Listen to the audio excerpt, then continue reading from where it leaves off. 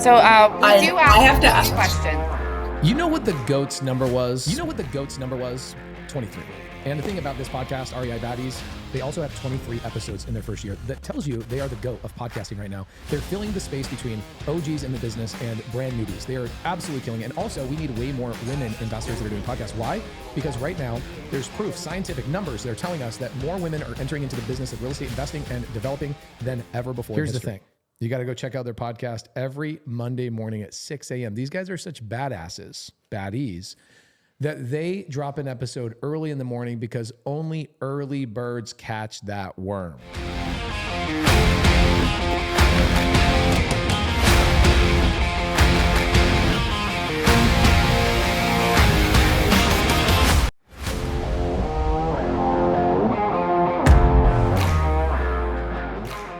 What's up, Baddies Nation? Welcome back to another episode of REI Baddies, the show where real estate gets real. I'm Rachel Davis. And I'm Kate Baldwin. And for those of you catching us for the first time, REI Baddies exists for one reason: to have honest, unfiltered conversation about creative finance and real estate. To teach people what's working, what's broken, and what nobody's talking about out loud. Today's guest is someone who doesn't just talk about real estate or business. He talks about how to build your life you want, that you don't want to escape from. I mean, this guy is Jesse Stanton. He is a longtime thinker, operator, teacher who built a reputation for helping people slow down, get aligned, and design businesses that actually serve lives and not consume them. Jesse's also deeply involved with the Active Income Network, where he's helping shape conversations around ownership, intentional growth, and building your active income streams in a way that won't burn you out. Jesse, welcome to REI Baddies. Rachel and Kate, thank you so much. Ladies, it is such a pleasure and a privilege. I'm so humbled and grateful for the opportunity. Thank you so much. It truly means a lot. Of course. Jesse, do you want to kick it off and just explain before the Active Income Network who you were, how you got there?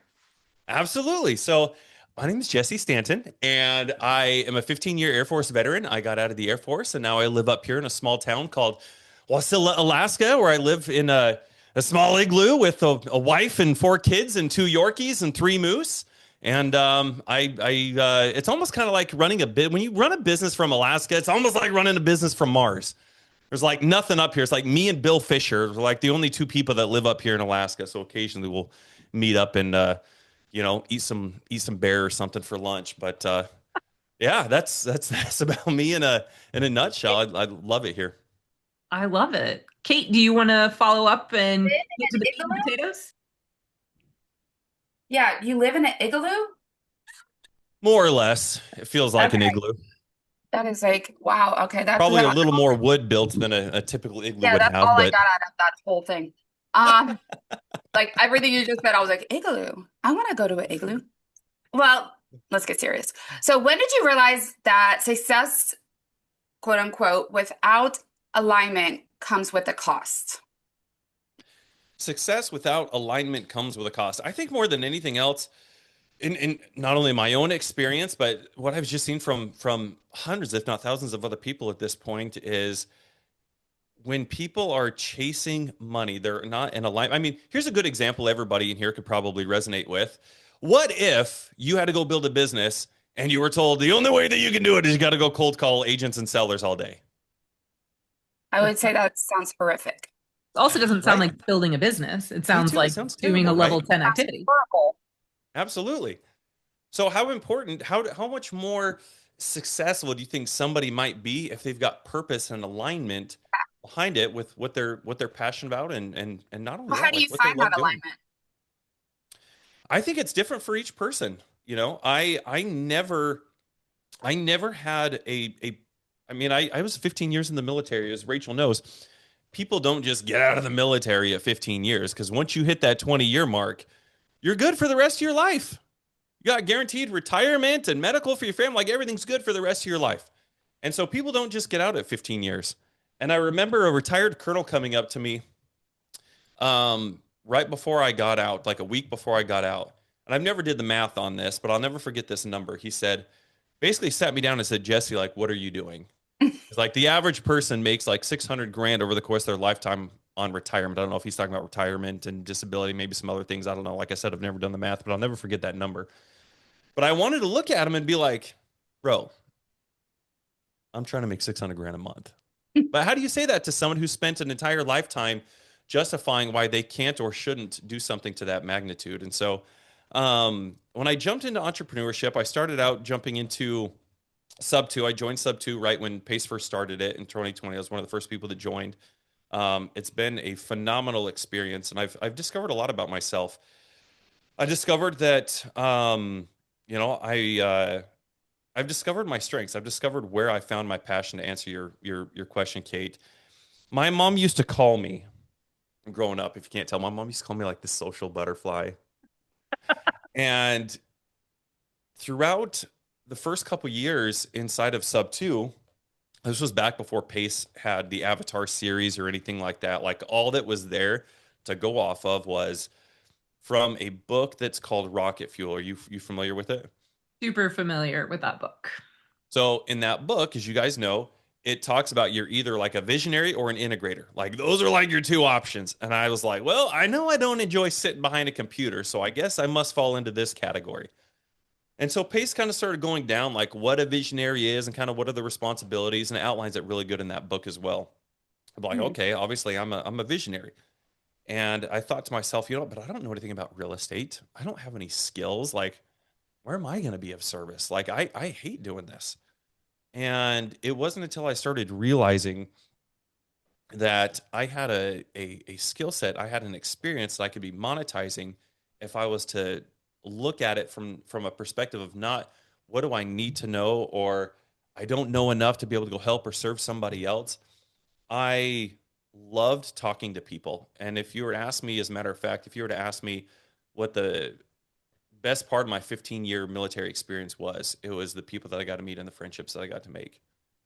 And so when I figured out there's this concept you guys are familiar with, but for your listeners, it's called Who Not How. And I remember going to a mastermind in early 2022, one of Pace's masterminds, and he said, Jesse, whenever you have a bottleneck in your business, the answer is not how do you go figure this out or how do you go do this? He said, dude, just go find somebody who's already doing it, who's already good at the thing, and just bring them into your business. And that's been my mantra ever since. And so because of that, that allowed me to figure out and say, hey, what do I love doing? What do I find purposeful? What is in alignment with what I love to do? And so I was like, well, I'm a social butterfly, but how do you monetize being a social butterfly? Well, you love talking to people. How about you start there? How about you start calling people and talking to sellers? And I was I like, love you mean that's the only thing that I have to do? I can go find somebody else to do all the other parts of the business and I can just do this. You got to be kidding me. I feel like Disneyland.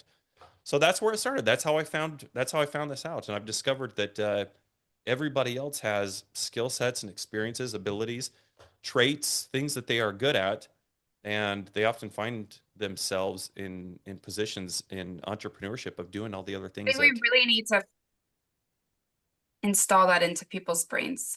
And the only reason I say that is because that's me. Like I've never had a W-2 and I've never so I and I'm very visionary. I'm very driven and I have like that designer head, and so as a wedding planner for 15 years, my point is Oh, wow. I was I was telling Deidre this because I could do one heck of a wedding, but the operation side always was my downfall.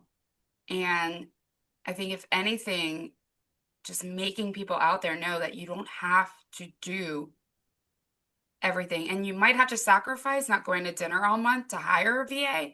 And now, I mean, I started in 2019, 2020.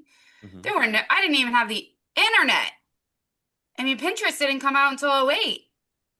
Um, but it's definitely something if you're going to start a business, and I don't know, you guys both can go off this, but when starting a new business, it's definitely like important to figure out. And I asked you where do you find your alignment? Well, you got to find out what you're good at and what you're bad at, and then Absolutely. finding out what you're bad at and knowing and budgeting that. And then don't leave your W-2 until you can pay for something like that, because then you're just going to really I mean, I did roller coaster my whole life, like as an entrepreneur. And it wasn't until recently that I started. I'm not as bad as you though. Supposedly you don't have a calendar. I tattled on you, Jesse. But actually, I think that's a great way to summarize what Jesse said, Kate. I actually have a bit of a mindset question for you, Jesse, that I think you'll appreciate. That kind of build, not kind of, it does build off of this. Obviously, you, me, and Kate all got into this community via Pace Morby. Mhm. And one of the themes that I've seen is that so many people like will drive themselves to build lives that they want to escape from, which is why they're in this community using these vehicles. Um, I would be interested just because you coach as well. What are some of the, have you noticed some of the same things, or do you understand why people do that? Because it seems so counterintuitive. Do you have any thoughts on that? Why people repeat that question? Why Create people? why people who are super driven create lives they have to escape from. So I think about people who can't wait to go on their 2 week vacation because all they Right. do is like work themselves to death the rest of the year. What do you think is the impetus for that? You think from like a W-2 perspective or from like an entrepreneurial perspective? I would be curious. Well, a lot of people in AI network have their W-2. So you're getting to see it from both ends. I would be curious what you see with that in the active income network. I think from an entrepreneurial perspective, and maybe even from a W-2 perspective, my whole W-2 perspective, my life experience is just people in the military. And so once you pass like that 10-year mark, why people stay and they just embrace the suck, as we call it, is just because it's like I've just got to hit this 20-year mark. It's like I just have to stay there. I just have to suck. I'm not good at anything else. What else am I going to go do? A lot of people get out of the military and they're like, well, I'm qualified to kill people. Like what what am I going to go do when I get out of the military? I can't get paid to go kill Yeah. people. So it's a little bit, I think my life experience is a little bit different in that way. So I'm not really sure beyond just telling you they just embrace the suck because they have to hit that milestone. And It's that's why interesting. they stay. That's why they create a life that they have to consistently vacation from. Well, From an entrepreneur. you both are coming from W-2. So what is that mental shift that you both need to do before you build like okay, so like if you're someone's coming from a W-2 like you two, what mental shift do you think you needed or they need before they can even think about building an active income? Like because you both obviously had a W-2. What are some things that you had to do before you started building an active income? Mindset shifts. I think, well, you had to find out. I heard Tony Robbins say this one time and I never forgot it. He said, "Do you want to know what the secret to life is?" He said, "It's one word." And he said, "It's progress." If you can find something where you're consistently progressing, you're consistently growing, I think that right there is a good start to finding the drive and that oomph that's going to keep you going. Progress, not perfection. Progress, not perfection. I have a follow up on that one, though, Jesse. We have a lot of people in entrepreneurship that are new to it that I think confuse like momentum with progress or busyness with progress. Which we can elaborate on a little bit because that's I've where we lived it. were. And we're Hmm. living it. I mean, we lived it. We've been so busy, but you know, That's why I don't have a calendar. I Talk don't know. more. I'm I need to not, hear who am I? this. I have one thing. I'm building my business. And right now we're focusing on ads. We're focused on marketing. We're focusing on You're advertising. killing it. I don't, what do I need a calendar for? It's kind of like writing your goals down. Like people say, "Hey, write your goals down." I literally obsess about my goals. All day long. I don't go to bed not thinking about my goals. I wake up. Sometimes Rachel knows, like I'll put content out. I'll be up at 2:30 working because I can't turn my mind off. And I And just you get have in a here and I wife start that working probably and I has a start calendar. working. I don't need to write down my goals because I never need to remember or need a reminder of what I'm working on or what I'm working towards or anything like that. I I don't really need to do that appreciate shit. that because A everyone always calendar is the same yells at thing. me. I don't have a Calendly. I don't book times. I told Rachel this morning. I said I I don't know. talk to anybody. I allow nobody to call me. I don't allow anybody to reach out to me. I don't take random calls. I don't do it. I don't need what do I need a calendar for? I know what I'm doing. I know what I'm working on and who I'm working with. Sometimes Amber and I will jump on a jam and work for 10 hours. How the heck do you prioritize family with that, Jesse? I That would don't. be the first thing that I would I struggle. don't. I don't. Let me repeat. That sounded weird. I I um I integrate. A lot of people try to use a calendar to figure out where am I going to balance the time that I work on my business and the time that I spend with family as an example, and I don't. I don't. You like the word balance? I use the word integrate. Well, If here's I'm the going thing. to I keep working, definitely how have, can I right. integrate my family into what I'm already doing? If I've got to shoot content for the day, I'll go grab my Come on. kids and Come we'll on. go film content together. Yeah, exactly. And I mean, you're also in Alaska. Like, what are you gonna do? What am I Going going out to do? with well, and does your wife have a calendar? Because I'm thinking that the wifey has one with My all the wife's got a calendar for okay. sure. All right. So let's just say that yeah, I'm a single mom. I have to, I mean, the calendar has, and honestly, Rachel's definitely focused on that right now. I see it. And I get so mad at myself because out of all these years of trying to have a calendar, I have the necessity stuff like today, and then I'll have like, okay, we have volleyball today at 5:30. And sometimes I have to look it up. I know I have volleyball today. What time? I don't know. Let me go look. I want to get better about that because I get a little nervous. But people out there, our audience, not everyone is Jesse. Have a calendar if it makes you okay with life. It makes you settle because I feel more better when things are written down. I know what my day looks like. But I have a Sure. lot. Yeah, I can't just sit in my office for 10 hours either. But absolutely. yeah, it's definitely an interesting, you know, but for the most part, days that I don't have live, I don't have a calendar. I mean, Rachel calls me. I think I talk to Rachel 90% of the time, and my clients, but I mean, I still have an active agent down here, but anyways, all right, off the topic. We have so many questions for you because you're a very interesting man. Uh-oh. And I'm getting the text messages.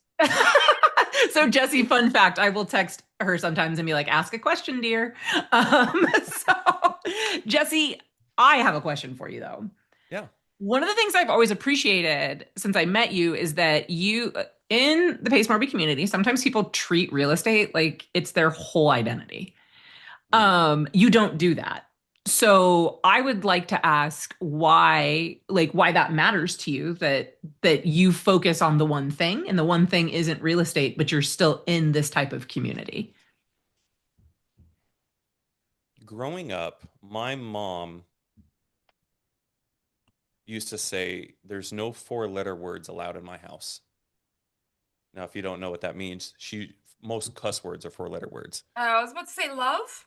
That's that I don't know why, but that'll always be burned in my brain forever. Like that phrase, the way she phrased it, that was her way of saying there's no swear words allowed in Okay. my house. There's no four-letter words allowed in my house. Your mom would not like me very much. Me neither. And as I started getting you didn't talk about money growing up. You didn't ask people how to go make more money.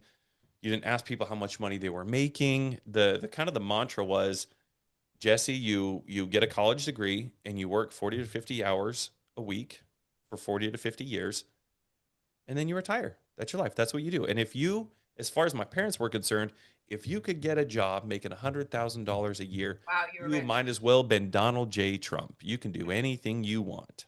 Yeah. And that was the standard. And so when I first got into sub two, and then over the years, as I've kind of iterated my thinking and my philosophies and who I am, um, especially when I first joined sub two, though, what are people talking about inside of sub two? Money. People are taking Okay. pictures of checks and things that they're doing, and it Yeah. was really interesting for me because my identity for the last 29 years up to that point was money equals bad. I would be a greedy asshole if I want money. I'm a bad person if I want more money.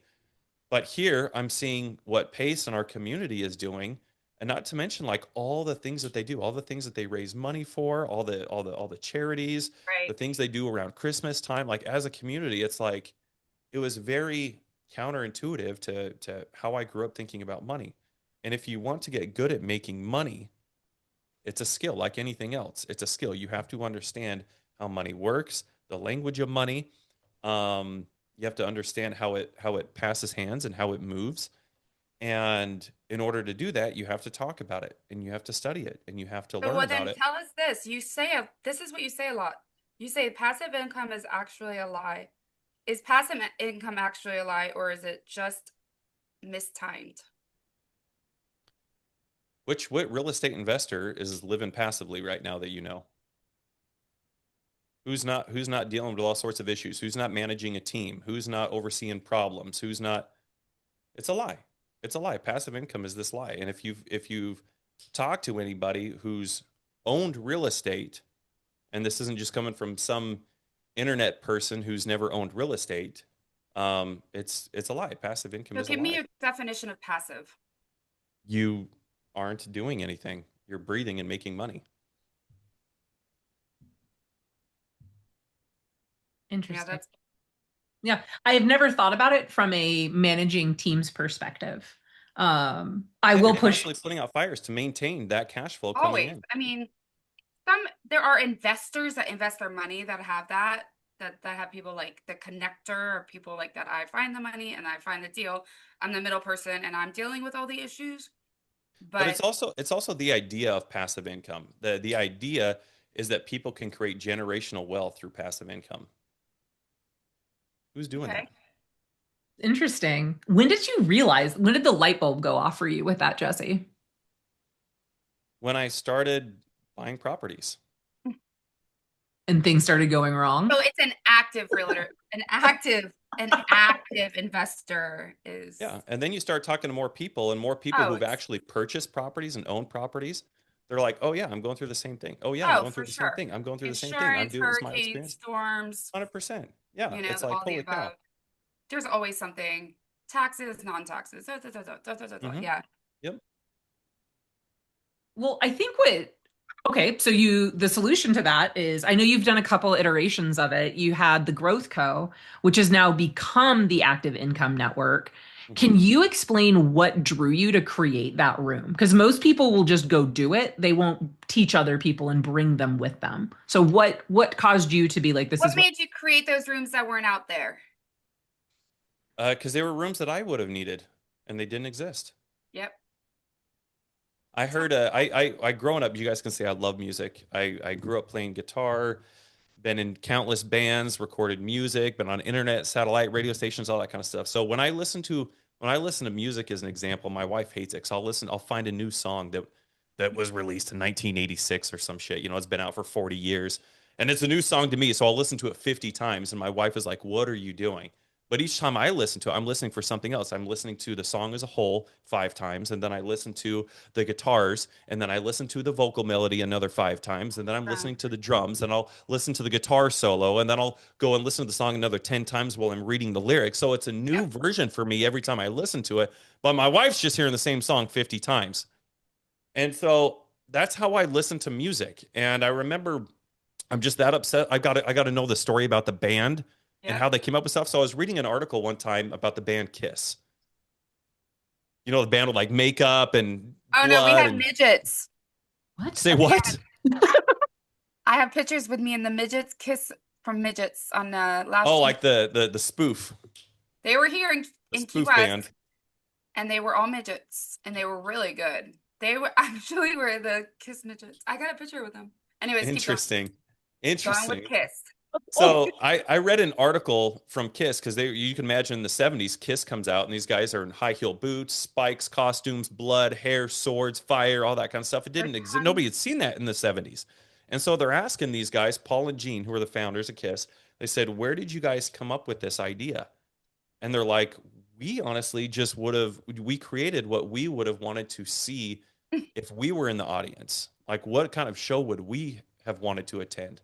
And so that's always stuck with me. I think I read about that in maybe sixth or seventh grade.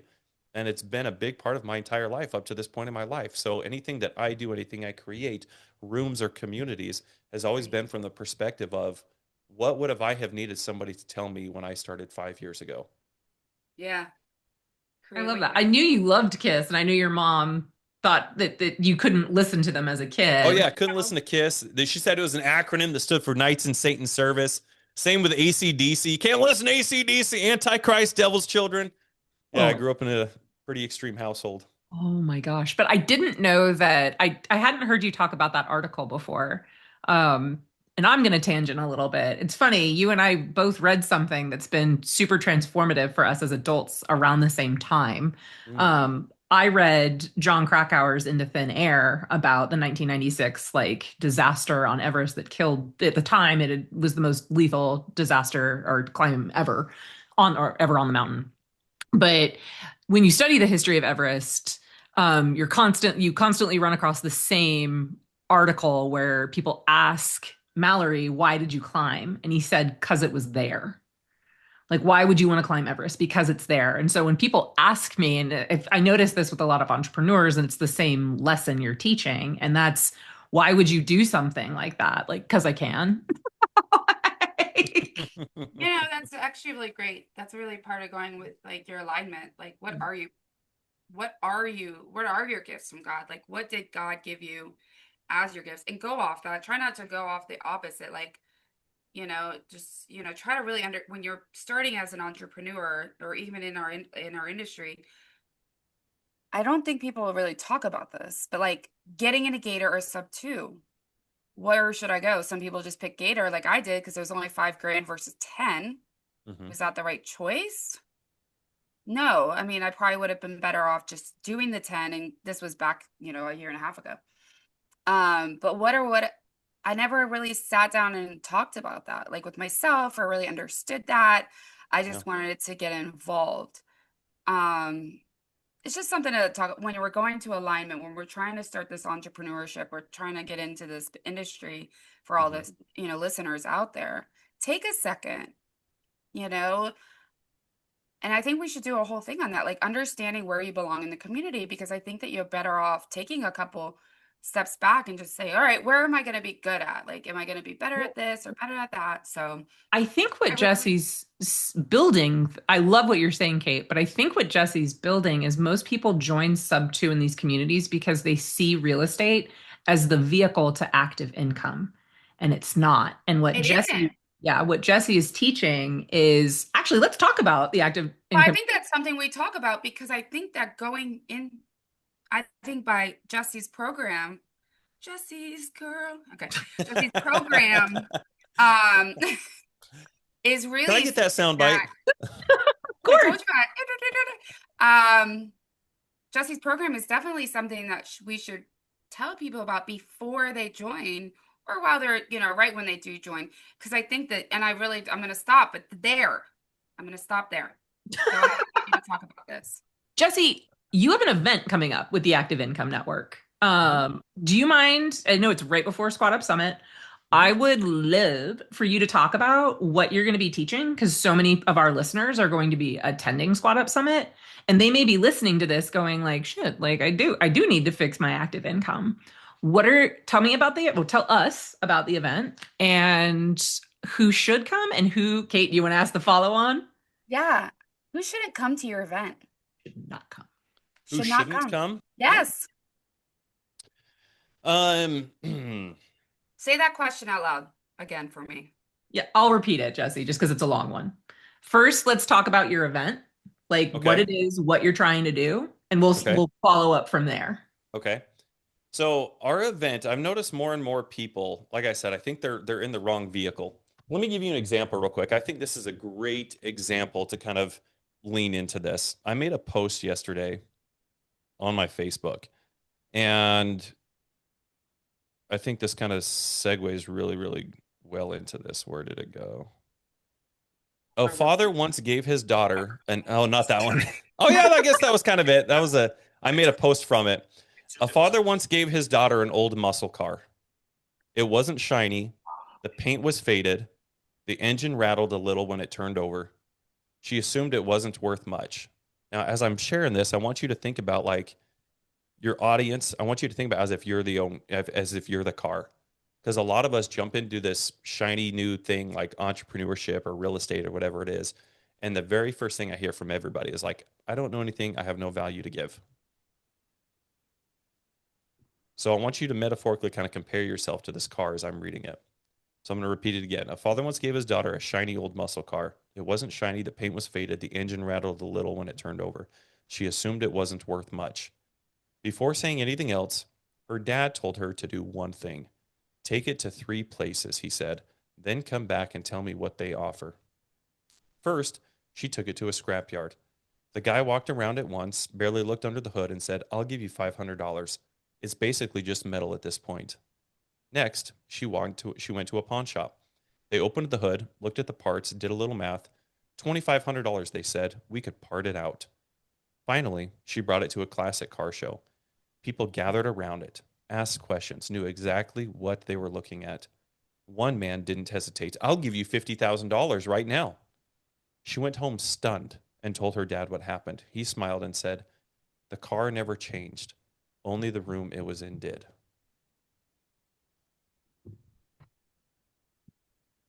That is who should come to our event. If you are feeling like you are not making the money that you want, it's not because you're lack of skills. It's not because you don't have a special gene. It's because you're putting it in the wrong vehicle. It's because you're focused on the wrong thing. We have people in our community right now that are building active income who everybody started out in real estate in our community for the most part. And they're like, I'm just not getting any traction with it. What they don't understand that real estate is not step one. If you want to go make money, the answer isn't jumping into real estate. Real estate is for people who already have money. There's this fictitious thing. Let's pretend like this cup represents money. You have to go figure out how to go make $1 million because of the person that you will become. You will understand how to dial in your time, your calendar if you have one. You will understand how to hire the right people. You will understand how to put systems and processes in place. You will understand how to build a business that runs and operates without you. You will understand what it means to be communicative, to be intentional, to lead appropriately. You'll understand how to market and how to advertise. You'll understand how to get leads. You'll understand the whole who, not how concept. You will understand talent acquisition. When you make that the one thing that you prioritize, and when your company, when you actively have active income coming in, making over $1 million, and all that money is now flooding over, that's when I don't have another cup. Let's pretend this is another cup. That's when you grab another cup and you start filling it up and you start diversifying your portfolio at that point. That's when you get into real estate. When you jump into real estate first, you're going to face things, you're going to face obstacles, and you're going to face HVAC going wrong. You're going to close on a property and there's going to be mold all over the place. The foundation's going to be wrecked. You're going to have tenants that don't pay. You're going to have all sorts of things that happen. And if you don't know how to weather those storms, if you don't have active income coming in, then what are you going to do? You're not making more money. If you're cash flowing $1,000 and an HVAC goes out, just that one thing alone, how long is it going to take you to recoup that? And so step one is learning how to go make $1 million. That's step one.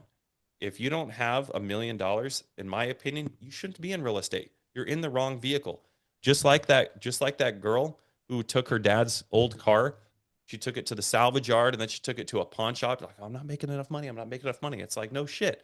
Because your skills, the things you're already good at, there are things that you're already good at that you could be doing and monetizing. Right. And you just don't know. No one's telling you this. That's why I created this room. That's why I put this event on, to show everybody, hey, there are things that you are good at right now that I can help you figure out what they are and how to monetize. We have people in our community that was started out in real estate and they have a passion for fitness. And they're like, holy cow, now I'm making money as a fitness coach. We have people who don't want to they don't want to be in front of a camera and they don't want to be doing the gaggly stuff that Jesse does. So we have somebody who's created a TikTok account actually because he loves AI. He loves sitting behind a computer and using AI. So he's created all of these AI videos. He's gained I think he gained 1,000 followers on his TikTok account in just a couple days because he's so good with AI. And so now he started a school community helping other people build skills around AI. We have another girl who coincidentally, she's up here in Alaska. She's like, Jesse, I don't have any skills. I said, great. You probably have experiences. I know she does, but just to make a point, I said, hey, what experiences do you have? Because people don't realize they can monetize experiences. And so I shared her with this story about, I went into a thrift shop up here in Wasilla a couple months ago. and I went to the book section because I'm a bookworm, and I'm going through the different books, and this one book stood out, but not for what you think it's going to. It stood out. It said something about how to get through an affair. Now, I'm not going through that, but the reason that it stood out was because I thought to myself, what experience did she go through? Like finding out that Right. someone cheated on her. Did she have kids? Did they go to counseling? What happened with their finances? How did that affect the relationship now that they have somebody else in the mix? Like what all would happen to somebody going through that? Even something like that. Like I'm not saying everybody who's been cheated on needs to go and write a book, but what I'm saying is there's experiences that any of us have ever been through that we are qualified to help somebody through. Absolutely. Hands down. And so the question is, how many people in this world do you think have ever had an affair or been through an affair? Grew up in a broken home, or those are all, Exactly. yeah. So you're speaking to one person, but how many millions of people Yeah. is that one person? And now most people don't even know what game they're playing. That's the game now. Is what skills do I need to build or who do I need to bring into my business that just gets me in front of those millions of people to help them with their problem? And that's the thing. So you asked me earlier, like how does people find their passion? How does people find the thing that's going to keep them going? Progress. This is it. You will never out hustle a lack of clarity. You will never out hustle a lack of clarity. So when was like the first time you realized that discipline beats motivation?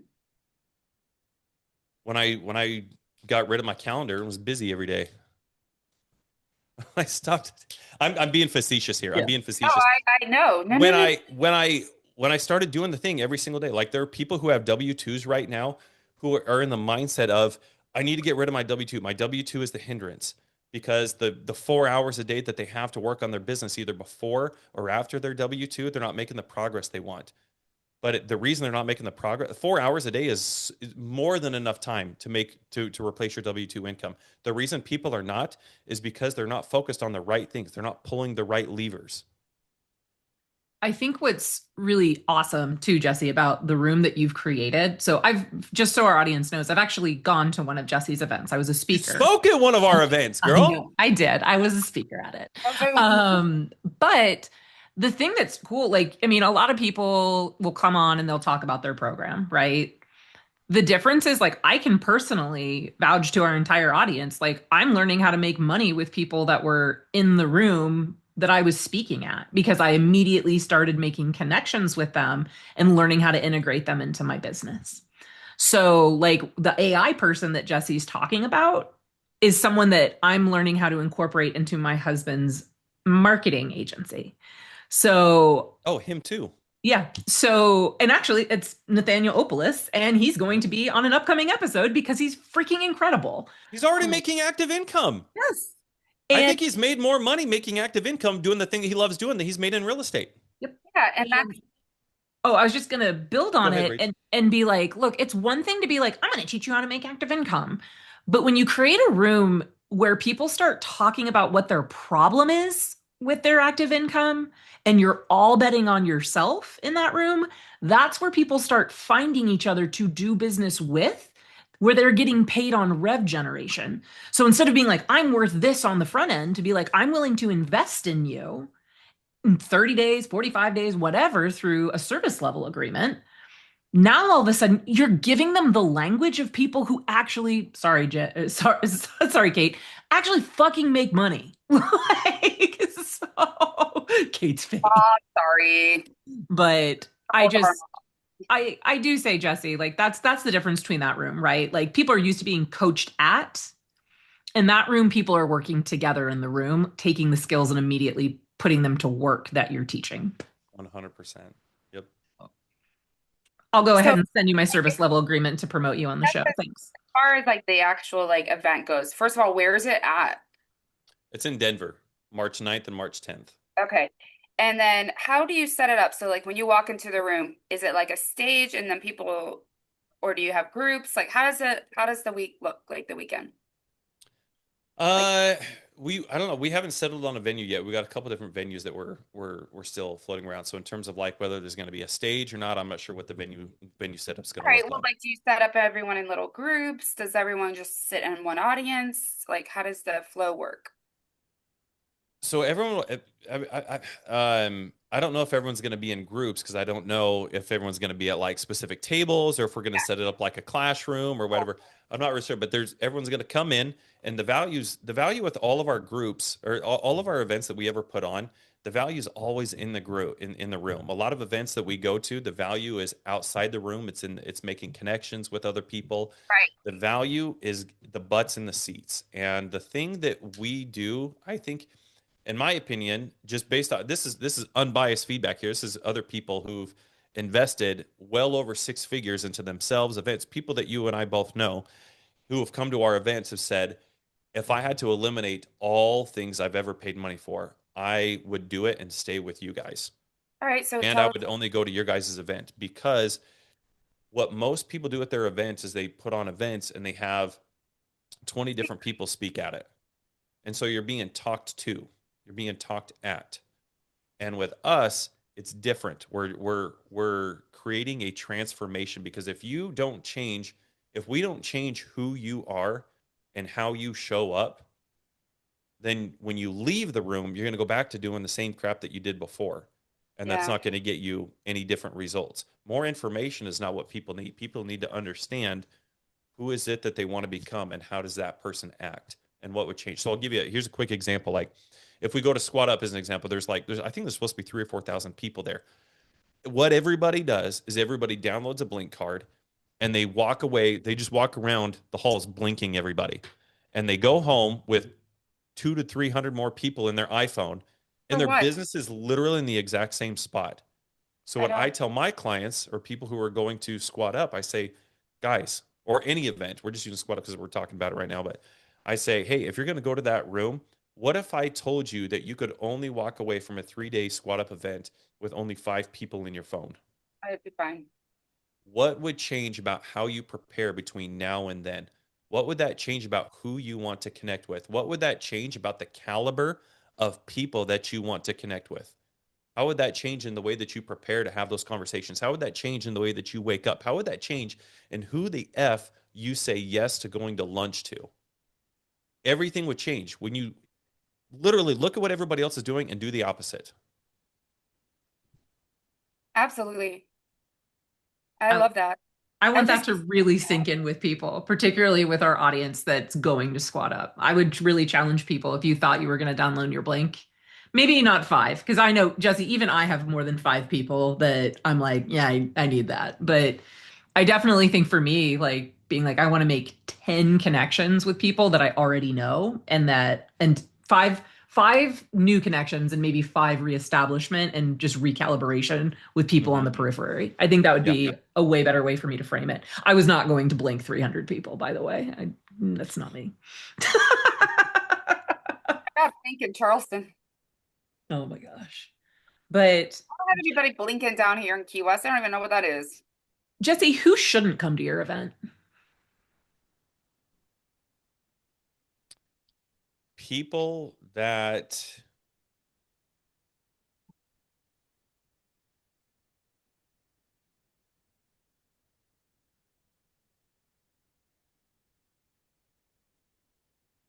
if you're not looking to be challenged, if you're looking for somebody to hold your hand, if you're not looking for if you're not somebody, yeah, I talk to so many people who think that they already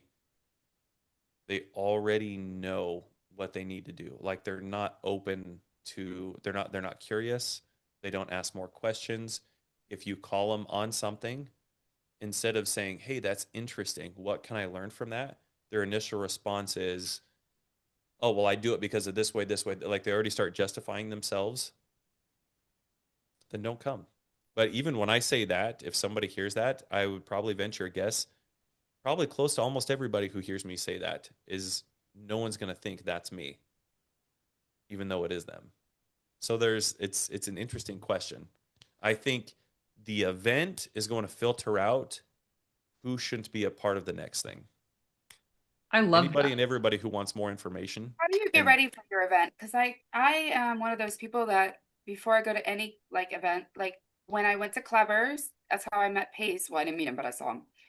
Um, I actually took a bio of every single person that was going to be there because I just wanted to know who was going to be there so I could read a little bit about them so I know them before they get on the stage. Not to say this is the same, obviously same setup, but what do you think people should do prior to coming to your event, like mindset wise? And what should they come with? I think first and foremost, I think they should start with, and so one of the things that we do before our events is we usually take about 30 days prior to our events, and we'll get on a Zoom with all of everybody who's signed up once a week. So we help them work through some of those things. So if somebody are like, how do I prep? It's like, here's some of the things that you should be doing, and here's some of the things that you should be working on prior to getting to the event. That's nice because yeah, I really because then sometimes when you get to an event, you're out of your comfort zone. Yeah. Like, I go to Colorado and my altitude dies. I get sick sometimes. So, there's always these different weathers and you're away from your family. So I think the prepping part, and especially like sounds like yours is so deep, is going to Mhm. bring so much more value to the person that's going to be there. And I can't wait. I want to be there. What's the after? Like, okay, so you do stuff beforehand, Jesse. Hmm. What do you do for those cohorts afterward? Is it just like set it, forget it, or Oh no, no, no, no, no. I You'll didn't think. find out. You'll find out at the event. I love Uh, I so you love gotta it. Love it, love it, love it. what Do city you is it in? say again, March Kate? 9th and 10th. What city? Oh, Denver. Cost. How much does it cost? $397. Okay. I love that. Three, 300 only $397. That's the cheapest one four we've hundred ever done. dollars. That's it. That's I got crazy. friends. Actually, my first boyfriend ever. He lives in Colorado, Denver, and he works at the Air Force Academy. Okay. Professor. Okay. Yeah, that's you, right? Your Air Force. Chair force. Yep. Hmm. Oh my Oh. gosh. Kate, do not go to Jesse's event to go see an ex-boyfriend. I'm Oh, putting no. I stay with him I stay with him so Endorse. I can. No. I already stay with him every year to acclimate before I go up to Breck. Oh, Because if I go right to Breck from Denver, from Key West, I get sick. So don't worry. I have no relations with you, Stephen Cruz, or desire to have any relations with you. And he knows that. We're like, well, clearly he does now. I'm gonna send this to you. Oh, he was my first boyfriend, and then he broke my heart. Oh my gosh. Jesse, we're running into like the end of our time. I'm really I glad know. that we got to ask It was some I love awesome. this. about, This It is went great. really well.